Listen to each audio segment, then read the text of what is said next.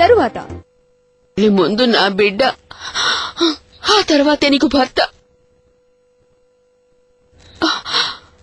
అది ఎప్పుడు నీ మనసులో ఉండాలి. క్షమించండి అత్తయ్య, మీ మనసుకు నచ్చని ఏ విషయాన్ని కూడా నేనిక మీదట ఎప్పటికీ చేయను. నాకిష్టం లేదని ఇప్పుడు తెలిసింది కదా, అంతే, ఎంతటితో వదిలే. ఇప్పుడు చెప్తున్నాను, నువ్వు వాసపడితే చెకప్ కు వెళ్ళు, ఏమైనా చేసుకో. నా బిడ్డను ఎక్కడికి తీసుకెళ్ళకు. సరే అత్తయ్య, ఇక మీదట చెకప్ అది ఇదంటూ నేను వెళ్ళను అత్తయ్య. ఆయన్ని కూడా పిలవనత్తయ్య, పిలవను. ఎప్పటికీ నేను పిలవనత్తయ్య. నన్ను నమ్మండి అత్తయ్య, నన్ను నమ్మండి, నన్ను నమ్మండి అత్తయ్య. నేను ఇక మీదట చెకప్ కి ఎప్పుడు వెళ్ళనత్తయ్య, నన్ను నమ్మండి.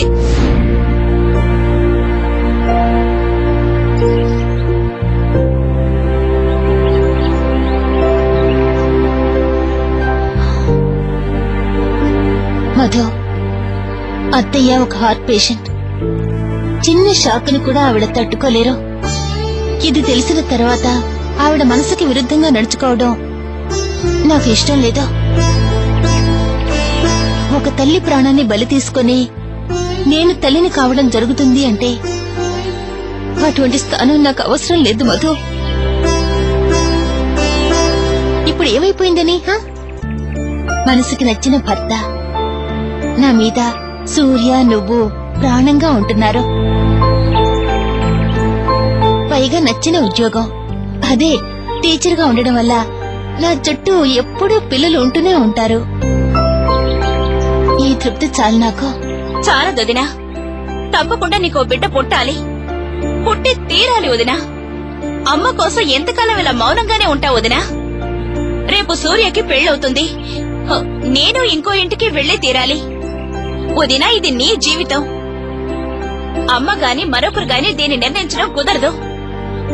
ఎప్పుడో 4 ఏళ్ల క్రితం జరిగిన ఇన్సిడెంట్ ని పట్టుకొని ఈ రోజు వరకు నువ్వు డాక్టర్ దగ్గరికి వెళ్లకపోవడం టూ మచ్ వదినా. నేను దీన్ని అంగీకరించలేను. నేను అంగీకరించాను మధు, చాలు అనిపించింది. సారీ వదినా, నువ్విలా మాట్లాడతావని నేను ఎక్స్పెక్ట్ చేయలేదు. వదినా, నువ్వొక బిడ్డకి తల్లివైతే అది అమ్మ స్వభావాన్నే మారుస్తుంది కదా. ఇంటికొక బిడ్డ వచ్చింది అంటే కోటి సంతోషాలను మొత్తంగా తీసుకొస్తుందని అర్థం. కాలం మార్చలేని మా అమ్మ గుణాన్ని మీ బిడ్డ మారుస్తుంది వదినా. ఎప్పుడు చూసినా నిన్ను దారుణంగా తిడుతూ, ఇష్టం వచ్చినట్లు మాట్లాడుతూ, నిన్ను అందరి ఎదుట గొడ్రాలని అవమానిస్తూ, ఏడిపిస్తూ, చచ్చా వదినా, నీకు లేకపోయినా నాకు సూర్యకి ఎంత బాధగా ఉందో తెలుసా వదినా? పిచ్చిదానిలా మాట్లాడుకో. నాకు పిల్లలు పుట్టాలి అని రాసుంటే తప్పకుండా పుడతారు. ఆహా, నీకు బిడ్డ పుట్టాలి వదినా.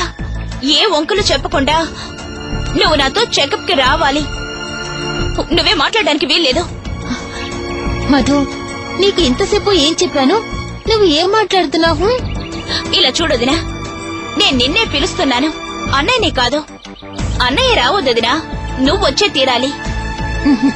కుదరదు మధు, అత్తయ్య దీనికి ముమ్మాటికి ఒప్పుకోరు. తప్పకుండా మళ్ళీ ఒక పెద్ద గొడవ జరుగుతుంది. వదినా, అమ్మతో చెప్పొద్దు, కానీ నువ్వు రావాలి. వద్దు మధు, ఈ విషయం వదిలే ప్లీజ్. ఆహా, నువ్వు వచ్చే తీరాలి వదినా. నా కోసం ఇది నువ్వు చేసి తీరాల్సిందే. ఎవరికి చెప్పొద్దు వదినా. మనం ఇద్దరం మాత్రం వెళదాం, టెస్ట్ చేయించుకొని సైలెంట్ గా వచ్చేద్దాం, ఓకే? నీలో ఏ లోపమూ లేదు. నీకు తల్లయ్య అర్హత పూర్తిగా ఉందని డాక్టర్స్ చెప్పాలి. నాకది చాలు. చదువు పూర్తయితే ఉద్యోగం రావాలి, ఉద్యోగానికి వెళ్తే డబ్బు రావాలి, అలాగే పెళ్ళైతే పిల్లలు పుట్టాలి. ఇదంతా సహజం వదినా. కానీ నువ్వేమో ఆర్ట్ ఫిల్మ్ హీరోయిన్ లాగా 6 సంవత్సరాలుగా ఆలోచిస్తున్నావు. That's the spirit. నువ్విప్పుడు వస్తున్నావు. మధు, నేను చిన్నపిల్లవే అనుకున్నాను.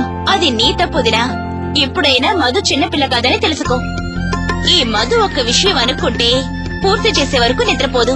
రేపంతా నేను చెప్పినట్టే నువ్వు వినాలి. నాకేం చెప్పాలో తెలియడం లేదో. ఇంత కంపెల్ చేస్తున్నావు కనుక నేనొస్తాను. మనం ఇప్పుడే బయలుదేరదాం. డైరెక్ట్ గా హాస్పిటల్కి వెళదాం. ఇప్పుడేనా? ఉమ్.